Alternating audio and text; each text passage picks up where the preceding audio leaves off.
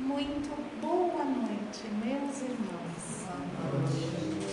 E que possamos, nessa feliz oportunidade, né, que essa casa de Deus, essa casa de amor nos apresenta, que possamos todos nós vibrarmos o melhor que nós temos, do nosso magnetismo, das nossas boas vibrações, dos nossos bons pensamentos, porque assim a espiritualidade que aqui trabalha, né, ela pode ter um material avantajado para que possa vir a distribuir a nós mesmos, aos irmãos que estão necessitados. O público aqui é imenso, nós não temos ideia da imensidão do público. Então, que possamos todos nós, irmanados em fraternidade, vibrar, né? E assim eu convido a todos para que possamos fazer a prece de abertura da palestra de hoje. Então, Senhor, neste momento estamos aqui para receber da Tua luz. Vamos falar, Senhor, e ouvir do Teu Evangelho, que possamos ter o bom senso, que possamos ser iluminados, não porque merecemos, mas porque a Tua misericórdia assim se faz presente para todos nós, para que tenhamos um bom entendimento, para que não sejamos falhos na palavra desta casa de amor.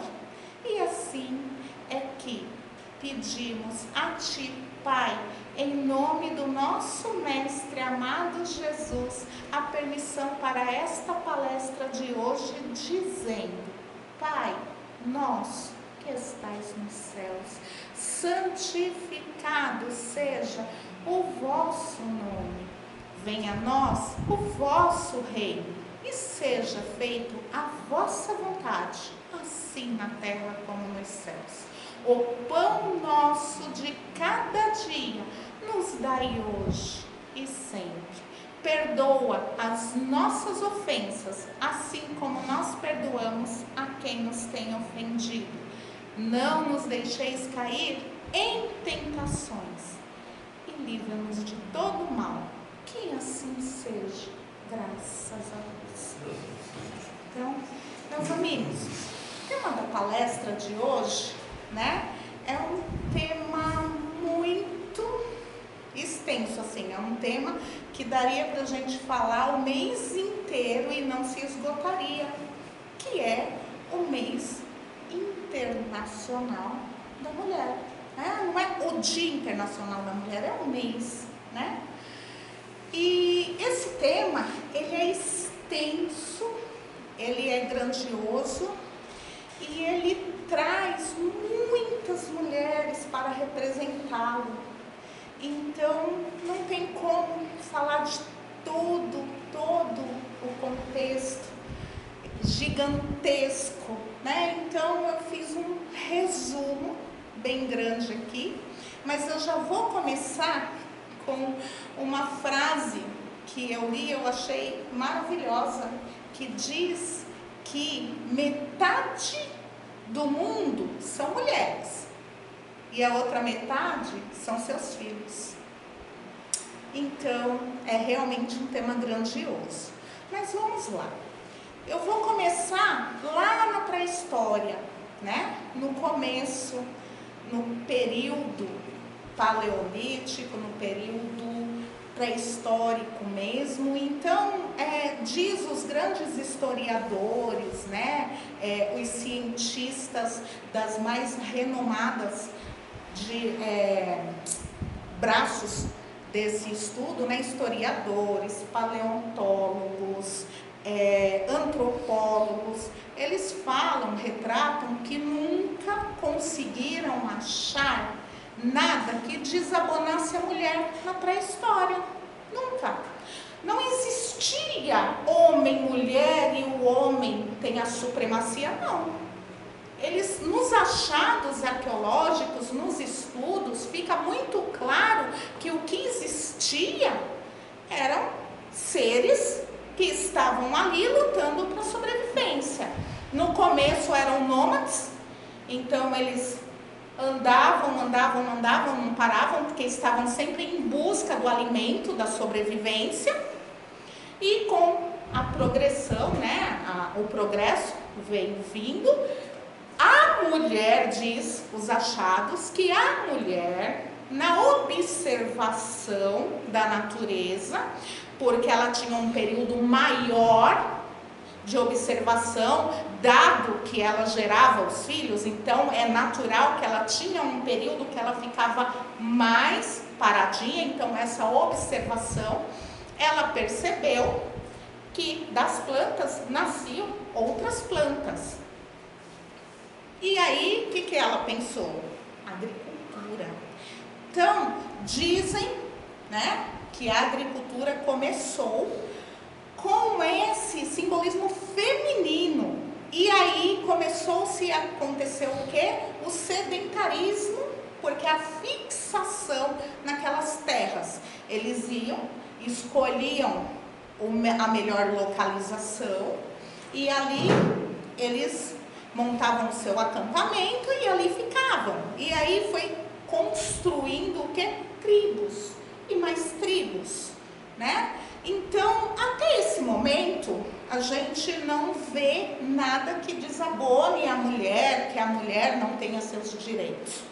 E aí, não sabemos como que se dá o salto nessa evolução, que a gente já entra, né, nos nossos irmãos hebreus, e a mulher já não é mais nada.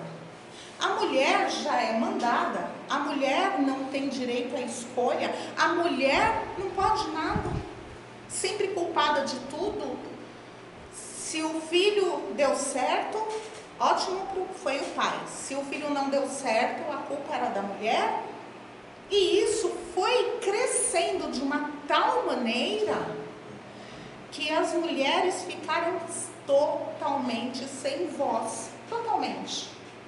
E aí, a gente tem, nesse período da história, o nosso presente divino, né? Nosso mestre de amor.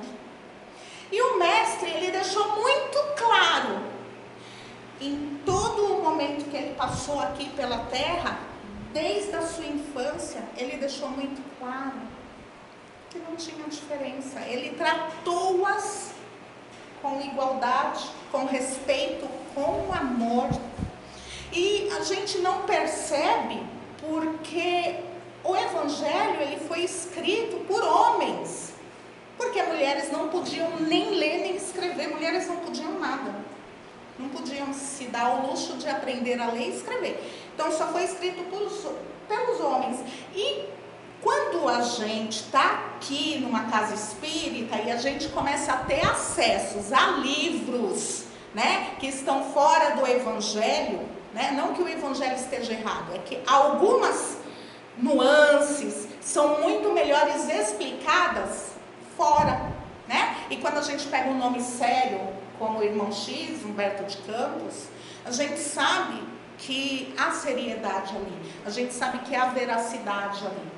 Então ele nos conta várias passagens que Jesus teve com as mulheres, né? E ele nos conta com outra ótica, com outro olhar, colocando em pé de igualdade, porque ele acreditava que a mulher, ela tinha que ser a coluna da família, não é da casa, não é serviçal, é da família, né? Jesus coloca a mulher como a responsável pela criação da família. E isso a gente vai entender depois lá, quando Kardec traz o livro dos Espíritos. Mas lá Jesus, que não podia revelar tão claramente ainda, ele faz como exemplos, amando, né? Então, eu cito aqui alguns exemplos. O primeiro é quando Joana de Cusa, que era uma pessoa da época, né, de posses, porque o marido dela servia, né, a monarquia, então ela tinha posses, né, ela tinha uma vida confortável, mas uma mulher boníssima, não combinava muito com o marido. Então ela conheceu Cristo. E aí, o que ela pensou? Vou seguir a Cristo? Vou seguir, encontrei meu caminho? E o Cristo fala para ela o quê? Mulher, tua família precisa de ti. Tua família precisa aprender com teus exemplos. Tem todo um diálogo sobre isso que não dá para ficar narrando aqui. Mas foi isso que o Cristo disse: volta e cuida da tua família. E aí ela volta e cuida da família dela. E até hoje faz esse trabalho, né? Porque hoje, como Joana de Ângeles, orientando Divaldo, né? E ela amou tanto, tanto, tanto, que ela conseguiu passar para o filho dela lá naquela época, que era um homem doidivanas, né? Que não era religioso, né?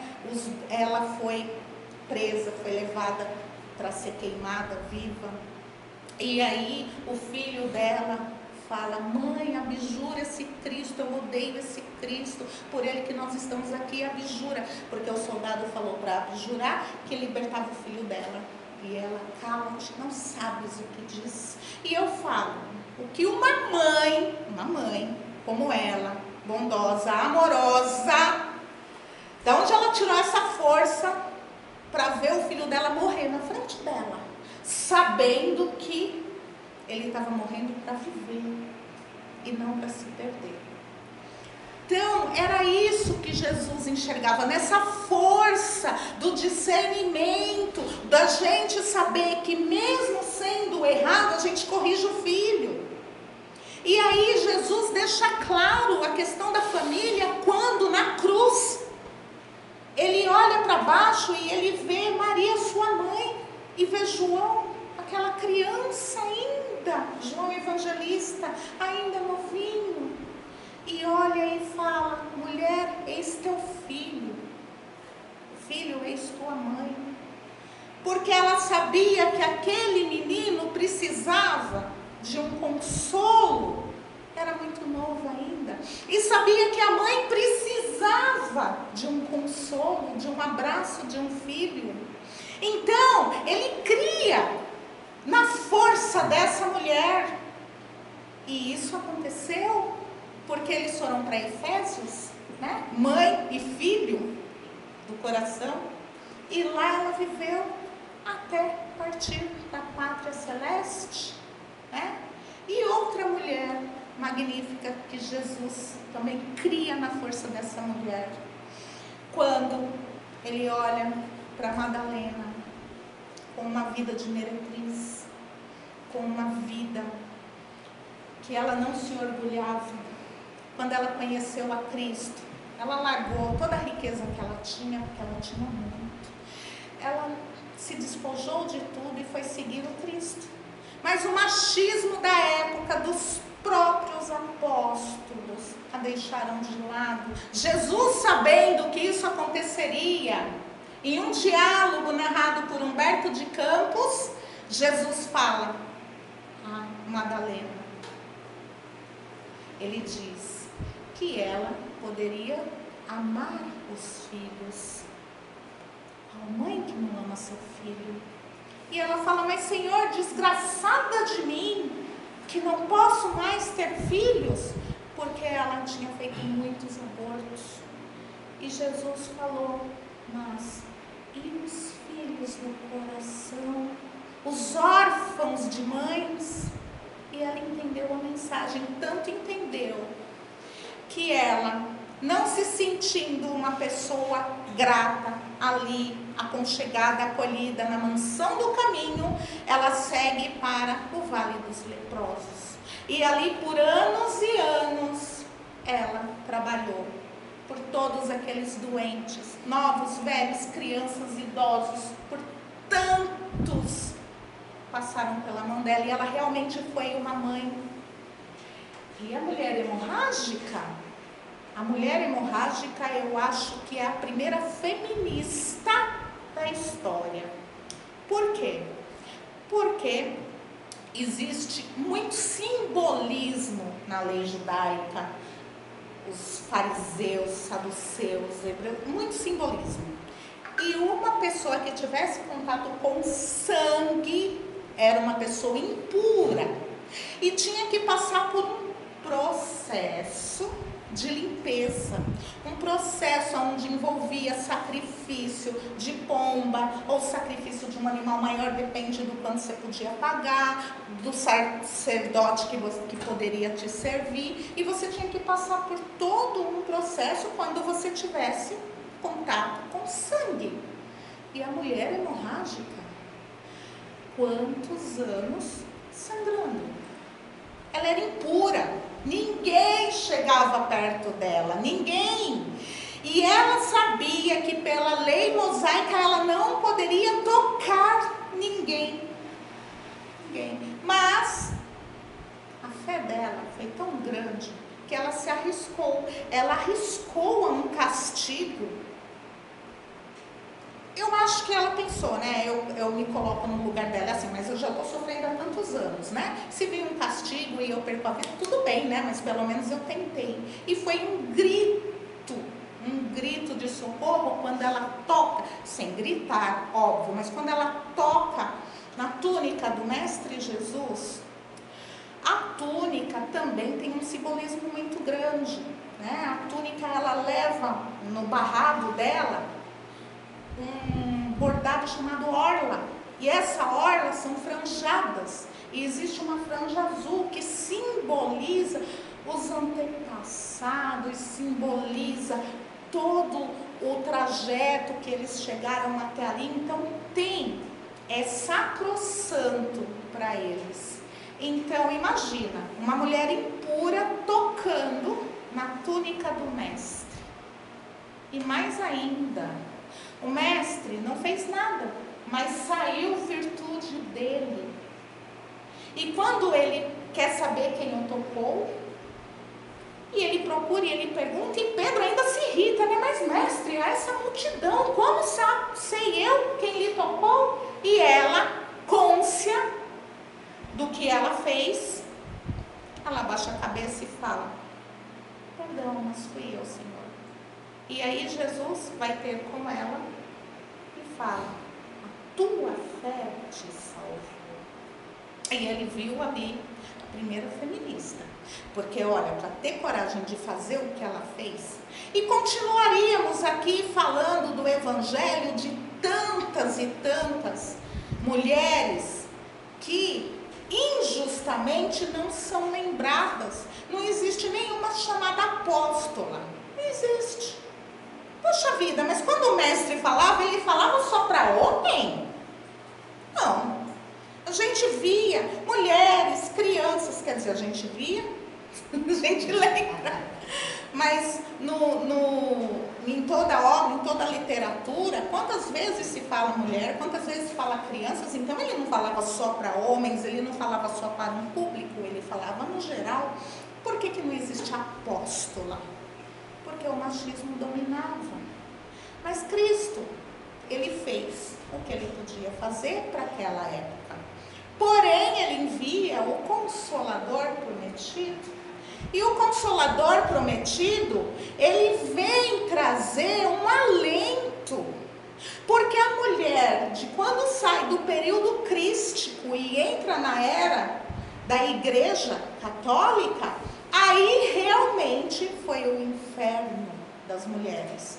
Porque nenhuma delas, em vários locais, podiam ter nenhum bem. E quando naquele local ela podia ter um bem, a Igreja Católica dava um jeito de acusá-la de bruxaria.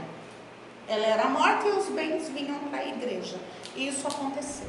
E aconteceu várias vezes. E quando vem, né, Martinho Lutero, ele fez um excelente papel, né, tentando recuperar a igreja. Dizem que Martinho é a reencarnação de Paulo, mas tem um erro aí. Qual é o erro? Existiram mulheres ali que também ajudaram, mas cadê o nome delas? Ele não fez sozinho. Ele foi um alicerce, mas cadê o nome das mulheres que ajudaram? Porque as mulheres estão em toda parte, estão em todo lugar, tanto na classe A, B, C, D, em todas as classes sociais há mulheres. E aí, quando Kardec começa a codificar o Espiritismo, o Livro dos Espíritos, ele nos traz um resumo, da pergunta 818 à pergunta 822, ele vem falar da trajetória da mulher. Ele vem falar que a mulher é tão ou mais importante que o homem, porque ela é o alicerce da família do começo. E aí, então o homem, não vale nada. Gente, aí é que está o erro, porque tanto a mulher como o homem valem muito, porque são ferramentas do espírito. Ser homem hoje, ser mulher amanhã, são só ferramentas de evolução. Hoje eu estou André, amanhã eu posso ser João, ontem eu fui Maria e sei lá quando eu fui Roberto, e assim vai, e é assim que funciona. Então, o sexo, ele é uma ferramenta do espírito, e tem espírito que, às vezes, não sempre, via de regra, mas por muito vir como mulher, quando vem como homem, às vezes leva aquele choque e não se aceita, vice-versa. Mas, independente do gênero que escolhe, somos espíritos. E a encarnação, ela vem para nos lapidar. Então, tanto o homem como a mulher vale tanto quanto. Quando o Livro dos Espíritos vem falar a mulher, tem uma importância tão ou até a mais que o homem, ele está falando da vida material, da vida feminino masculino. Ele não está falando da sua evolução como espírito, porque ele sabe que todos nós vamos passar por todas as fases. Então a gente precisa ter bom senso para quando ler, não achar assim, ele está defendendo a classe feminina e está deixando o homem de lado. Não, porque o homem, quando a gente fala homem, somos todos nós, masculino, feminino, E o Livro dos Espíritos, ele vem para trazer uma voz para a mulher, para dar uma claridade. E aí, nesse tempo, a gente tem inúmeras mulheres que ajudam esse despertar. Não dá para falar de todas, mas eu vou falar de uma aqui, é o Sápia Paladino, uma moça caridosa, boníssima, uma médium italiana, órfã, começou a lidar com a mediunidade com 14 anos, e ela serviu de um modelo para que os cientistas da época, de toda a vertente da ciência, era fisiologista, era físico, era químico, era médico, todos eles, com prêmios nobres, todos eles vieram para estudá-la. Ela foi exposta às mais constrangedoras situações,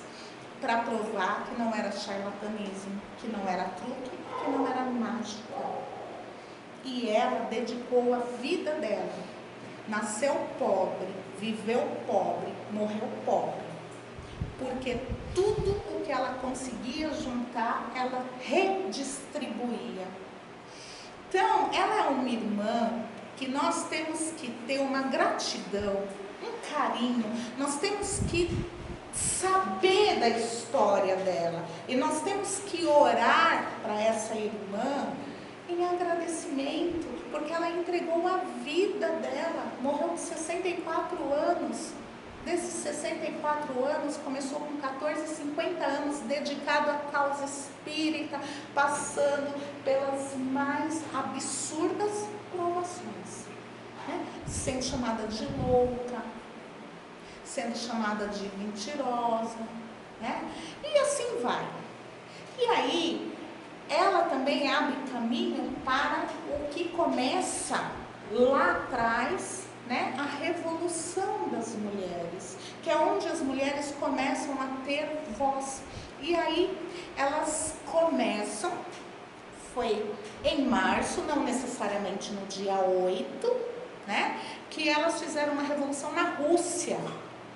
E paralelo a isso, houve também, nessa revolução da Rússia, elas lutavam por pão e paz.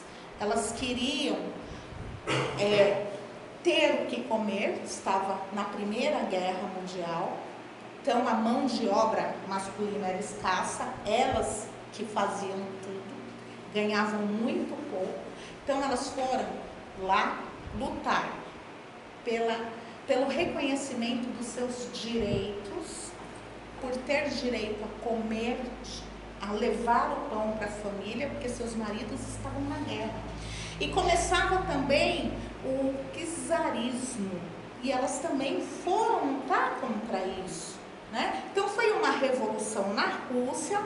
Paralelamente teve o ato em Nova York daquelas tecelãs, inúmeras mulheres trabalhadoras de uma tecelagem que iam fazer uma greve. Não se sabe direito como aconteceu, mas ficaram trancadas e houve um incêndio e morreram. Então eles escolheram a data do dia 8 de março como uma data simbólica, mas que começa aí a revolução das mulheres. Porém, quando a mulher vem vindo e caminhando na história, ela começa a perder um pouco do bom senso. Essa revolução começa a perder um pouco do bom senso na questão de como se expor, na questão de como falar e na questão do que são seus direitos. Porque começou a entrar aí a questão da sensualidade, a questão do eu faço o que eu quiser, a questão do eu quero fazer aborto porque quem manda no meu corpo sou eu. Então foi-se atropelando, né? O que começou de uma reivindicação digna, começou a vir perdendo a sua característica. Por quê? Muito impulsionado também por homens, né? Eles também, nesse afã de vamos ajudar as mulheres, né? Começou-se o quê? Libertinagem, liberdade sexual, e assim foi. E aí nós chegamos nos dias de hoje, e nos dias de hoje estamos no Brasil, que maravilha, nós temos voz, que maravilha. Não é verdade. A maioria de nós pode-se dizer que está tudo bem, mas é muito triste a gente saber o número de feminicídio. Não vou levantar a estatística porque é triste, e essa data é para comemorar, não é para ficar triste.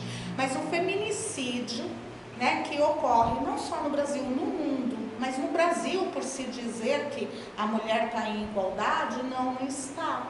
Não estamos. Outra coisa triste também é que a mulher, ela é quem mais visita encarcerado.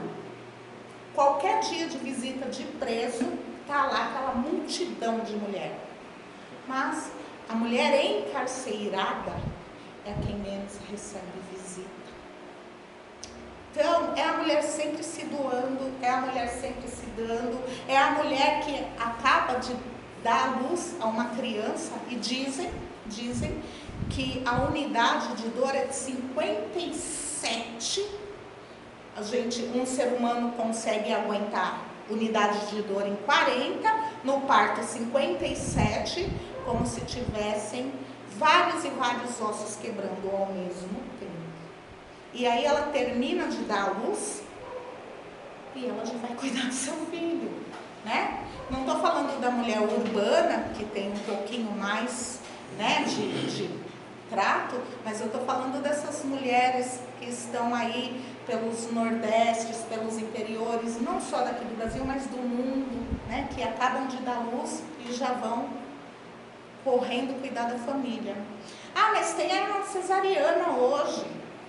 Uma beleza, a pessoa faz uma cesariana, não sente nada. No outro dia ela não pode tossir, ela não pode rir, né? E tem que cuidar da criança. Tem que cuidar da criança. Então, assim, a mulher, ela tem uma força extraordinária. né? A mulher, ela é muito mais tolerante à dor do que o homem. Apesar do homem ser o mais forte, a dor, né? Isso é cientificamente comprovado. E a mulher tem uma sensibilidade maior para saber o momento certo de cada coisa, até o de dar a bronca. É por isso que é considerado um pilar da família, e é por isso que às vezes somos mulheres, às vezes somos homens, para formar um caráter completo. Essa dualidade, quando ela é inserida, ela é coesa, forma um espírito completo, né? Mas tem uma historinha bem legal, maravilhosa, que diz o seguinte: é uma lenda medieval. Essa lenda medieval diz que o rei Arthur, ele estava numa floresta tenebrosa, uma floresta assim absurdamente tenebrosa. E aí aparece um ser estranho, monstruoso, e fala para ele: Arthur, é o seguinte, você tem 1 ano para voltar aqui e me falar o que mais deseja uma mulher. Se você tiver a resposta correta, você vive. Se tiver a resposta errada, a sua alma é minha, você morre. Arthur vai desolado, né, pensando: mas eu sou homem, como que eu vou saber? E aí ele conta, né, do cavaleiro dele. Ele tinha cavaleiro, e esse cavaleiro era um cavalheiro, né, era um cavaleiro da cavalariça, mas era um rapaz muito nobre, muito bom, muito fiel. E falou assim: não, eu te ajudo, meu rei. Vamos perguntar para todas as mulheres do reino, e vamos começar agora. E aí, umas respondiam que queria o príncipe encantado, a outra que queria dinheiro, a outra beleza, a outra que não queria ter dor, e assim foi. As mais inúmeras respostas, mas um belo dia, ele lá com aquele compilado, estava andando na floresta novamente, e aí aparece uma outra figura tenebrosa, só que dessa vez era feminina. E aí ele foi fugir com medo. E essa figura feminina disse a ele: calma, não vou te fazer mal, eu quero te ajudar. Eu sei o que procuras e eu tenho a resposta. Aí ele olhou: sim, só que para isso eu quero me casar com o cavaleiro do reino, de livre e espontânea vontade. Veja quais dos teus cavaleiros se aceite casar comigo. Monstruosa figura. E ele pensou: vou ter que me virar aqui com um compilado, porque ninguém vai querer casar com ela. Mas esse cavaleiro, que era um cavalheiro fiel ao rei, falou assim: eu me caso, meu rei, eu me caso, eu aceito. Aí, no dia de entregar as respostas, né, Arthur foi até a floresta, a figura masculina tenebrosa aparece e fala, né, cadê as respostas? Ele entrega o compilado, aí ele olha assim e começa a rir, né, tudo errado. Sua alma é minha. E ele: calma, isso daí foi só para te divertir, eu sei a resposta. Aí ele: sabes? Sim, eu sei. E o que é? A mulher quer fazer o que ela quiser. Aí ele ficou muito bravo: só pode ser minha irmã que te falou? Tá bom, você venceu. E aí o rei voltou, mas com pena do cavalheiro que tinha que se casar com aquela figura horrenda. Casou-se, todo mundo do reino com o coração dorido, porque ele era um rapaz magnífico, mas ele se casou. E aí ele tinha que cumprir o papel de homem, e a beijou. No ato que a beijou, ela se transformou em uma bela moça, linda. Ele olha espantado e fala: mas como assim? Aí ela: meu irmão me lançou um feitiço. Agora você tem uma escolha. Eu posso ficar de dia bela e de noite fera, ou de noite bela e de dia fera. O que você escolhe? A bela de dia ou a bela de noite? Ele pensou em tudo que passou, virou para ela e disse: eu quero que você escolha o que você quiser. Quando ele fala isso, o encanto se quebra, porque ela falou: você me libertou com o verdadeiro amor e a consciência de que a mulher é livre para fazer o que quiser.